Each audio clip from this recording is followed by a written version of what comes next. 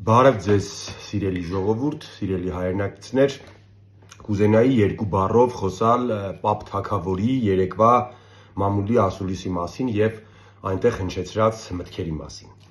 Առհասարակ այս մարդուց մենք այդպես էլ բան չհասկացանք, սիրելի ժողովուրդ, որովհետեւ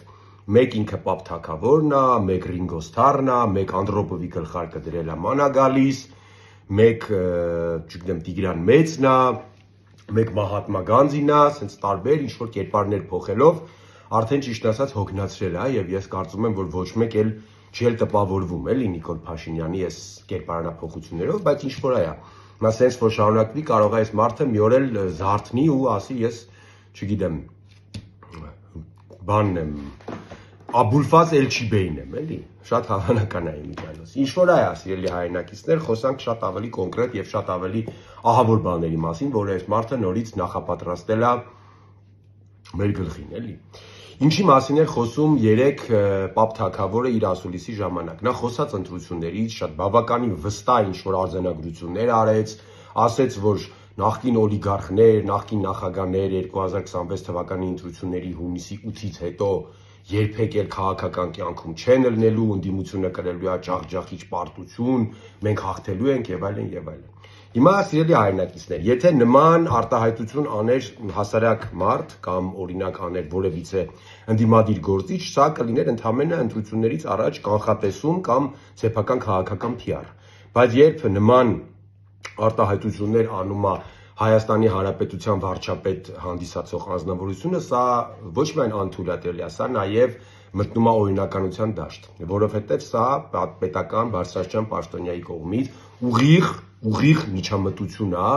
ընտրություններին եւ ընտրությունների process-ին։ Հիմա գիտեք ոնց, սիրելի հայրենակիցներ, իհարկե Նիկոլ Փաշինյանը եւ իր կողմնակիցները բնականաբար կմերժեն իմես ասածները, բայց կա մի հատ փաստ, որը երբեք չի կարելի հաշվի չառնել։ Երբ որ վարչապետը խոսում է նման բաներից եւ վարչապետը անում է նման կանխատեսումներ, դա կարող է ընկալվել որպես հրահանգ։ Դա կարող են ընկալել որպես հրահանգ թե պետական մարմինները, թե ուժային կառույցները, թե կենտրոնական ընտրական հանձնաժողովը, թե ողջ ադմինիստրատիվ ռեսուրսը։ Այսինքն այդ մարդիկ կարող են հասկանալ, որ Նիկոլ Փաշինյանը, կներեք, Պապ Թագավորը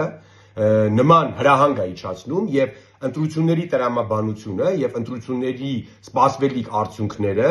փորձեն համապատասխանեցնել Պապ Թագավորի երազանքներին կամ ցանկություններին։ Սա շատ կոնկրետ խնդիր է, որը եթե մենք լինեինք իրավական պետություն, դրանով կզբաղվեր ազգային անվտանգության ծառայությունը, գլխավոր դատախազությունը, բայց ցավոք սրտի չեն զբաղվելու, թե ինչի չեն զբաղվելու հետևությունները խնդրում եմ դուք արեք սիրելի հայրենակիցներ։ Հիմա կա մի այլ շատ կարևոր բան, որը Պապ Թագավորի համար, որը առավոտից երեկո դրոշակ է սարքել ժողովրդավարության բաստիոն, ժողովրդավարության ասելով Մանա Գալիս, ու այդ իբր ժողովրդավարության անվան տակ խփում է արտասահմանյան մեր գործընկերներին, Նիկոլ Փաշինյանը ըստ էության իր այդ հայտարարությամբ խաչ է քաշում Հայաստանում ժողովրդավարության որևիցե մի նշույլի վրա, որովհետև չի կարող լինել որևիցե մի ժողովրդավարական ընտրություն,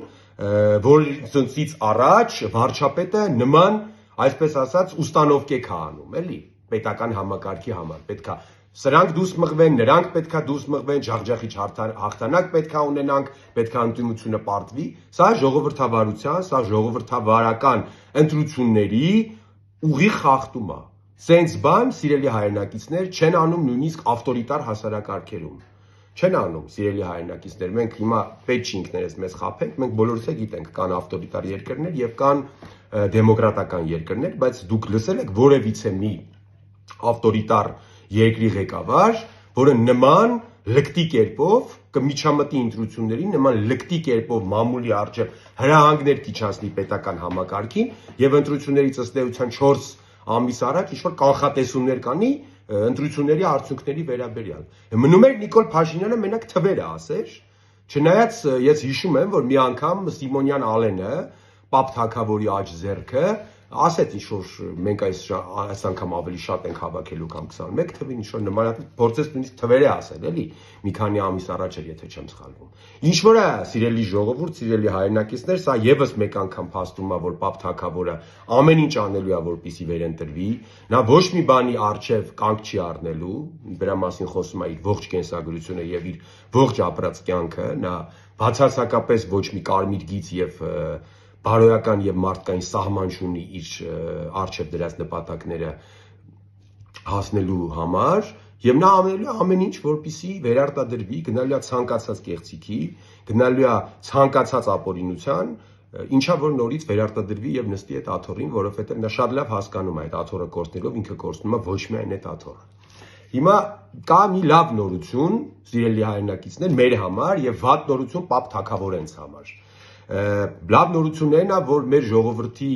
ճնշող մեծամասնությունը վերջի վերջո բացել է աչքերը, մեր ժողովուրդը արդեն հասկացել է, ճիշտ է, ուշ, բայց հասկացել է, ում հետ գործ ունի եւ Պապ Թագավորը բացարձակապես ոչ մի շանս չունի վերընտրվելու, եթե նա չգնա տոտալ կեղծիքների, չունի շանս։ Բացարձակապես ոչ մի շանս Պապ Թագավորը չունի վերընտրվելու, եթե կեղծիքների չգնա։ Չկա մի սոցիալական հարցում, չկա մի հետազոտություն, որը կխոսա նրա մասին, որ նրանք հնարավորություն ունեն առանց կեղծիքների, առանց բռնի ուժի, առանց այլանդակ վարչական ռեսուրս կիրառելու հասնել մեծամասնության, չկա տենց բան, սիրելի հայրենակիցներ, դուք դա ինձնից լավ գիտեք, դուք գիտեք, որ յուրաքանչյուր երկրորդը Նիկոլ Փաշինյանին ատում է, դուք լավ գիտեք, որ հայ ժողովուրդը իր հոգու խորքում արդեն մերժել է Նիկոլ Փաշինյանին, մնում է դա ֆորմալիզացնել եւ մնում է դա բերել ի կատարածել ընտրությունների միջոցով, սիրելի հայրենակիցներ, իսկ մենք որպես ընդդիմություն խոստանում ենք ձեզ, իհարկե ես միայն կարող եմ խոստանալ իմ անունից եւ իմ թիմակիցների անունից, բայց ես կարծում եմ, որ ընդդիմադիր դաշտում կան առնվազն 2-3 քաղաքական ուժեր, ովքեր միջև վերջ գնալու են, պահպանելու են ընտրողների քվեն, յուրաքանչյուր քվեի համար կռիվ են տալու եւ երբեք չեն հանձնվելու ու երբեք պայմանավորվածությունների չեն գնալու Պապ Թագավորի հետ։ Մենք հաղթելու ենք, սիրելի հայրենակիցներ, մենք հաղթելու ենք ձեր օգնությամբ, ձեր շնորհիվ եւ հանուն ձեզ եւ հանուն մեր Հայաստանի։ Շնորհակալություն, կհանդիպենք։